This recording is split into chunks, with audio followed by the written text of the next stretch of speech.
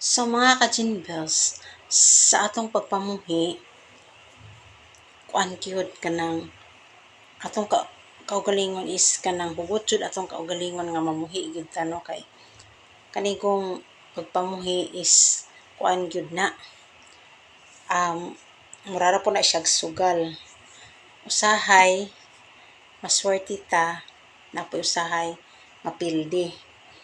So ingon ana ang dagan sa pagpamuhi og mga hayop.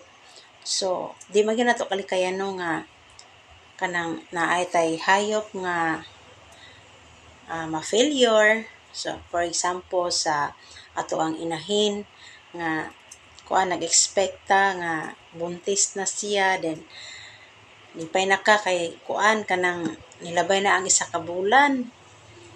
Siyempre malipay na jud ka kay nagayong kag buntis na niya. Wala dayto siya nabuntis, nanguwag pagka sunod bulan. So naingon ana nga kuan no kanang nahitabo, so naka-experience jud ko ana. So nalipay na ko kay kuan na kanang buntis na akong anay. Pagka sunod bulan kay nanguwag man ang ako ang anay. So mag-uol na pud ka, maghulat na pud ka og kuan inig panguwag ato, maghulat na pud ka og 21 days kay mag-ihap man ka na gikan sa pag-iay or sa pagtakal 21 days. Pag lapas anang 21 days, pag dili na siya manguwag is posible nga buntis na siya. So hulaton nato na taman, maghihap tag 21 din nga nato siya og kuan para ma 30 days. So it means nga buntis na to siya. So nabigi kuano nga mubalik siya og panguwag mo reheat ba. So di gyud na kalikayan ingon ana gyud ang mahitabo, naadji posible nga mahitabo. So na-experience gyud ako na siya. So nakaingon tag buntis na niya, wala di ay.